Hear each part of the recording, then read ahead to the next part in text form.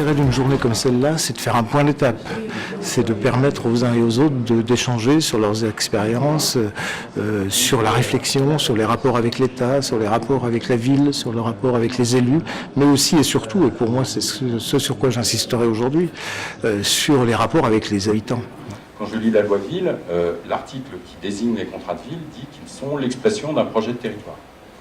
Voilà. Donc, la véritable question que je vais me poser, c'est pas de savoir si, faisant ça, je fais de l'aménagement du territoire, je fais de l'attractivité, je fais de la compensation sociale, de la compensation du handicap, ou je ne sais quoi.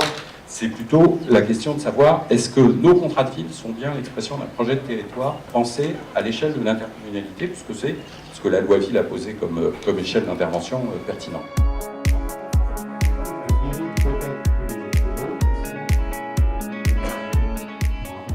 Et en termes de réflexion plus actuelle et d'enjeux, le premier, il est un peu en prolongement de ce que je viens de dire, c'est que c'est une activité sur laquelle il y a un enjeu de professionnalisation en continu.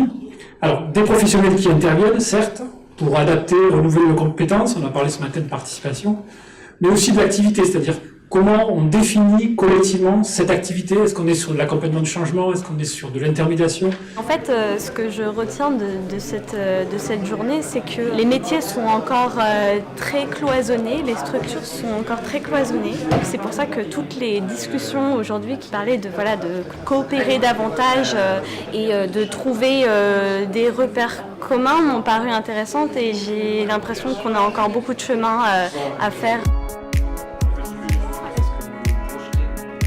Logiquement, on est sur des propositions d'axes de travail.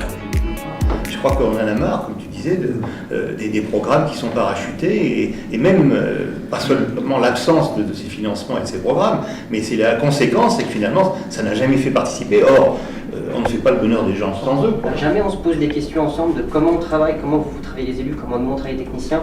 On se pose ensemble, on partage ça et on se donne des finalités. Enfin, on partage nos méthodes de travail en fait, et je trouve que, alors je ne sais pas si ça relève du CNFPT, si c'est que des initiatives qu'on devrait prendre en interne, mais je trouve que ça manque un peu, je veux dire, on est un lien super étroit et décisif, mais jamais on partage un peu ensemble, on est ensemble aux commissions, ils sont là pour nos temps forts, on se voit dans les grands moments, mais jamais on partage un peu comment on travaille.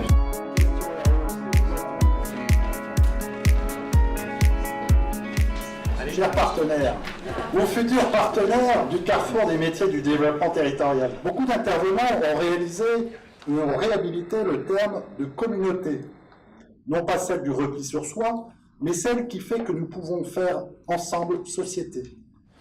Notre ambition est d'accompagner cette nouvelle ère de l'action du développement territorial qui a déjà commencé grâce aux citoyens actifs, et une nouvelle phase d'expérimentation locale afin de prendre à bras-le-corps les défis contemporains, les transitions fondamentales nécessaires. Retrouvons les moyens de progresser dans l'impertinence, les franges, les marges, les initiatives qui redonnent de l'espoir dans la capacité de faire avec nos concitoyens. Voilà ce que je voulais vous dire au nom des organisateurs. Je vous remercie et à bientôt.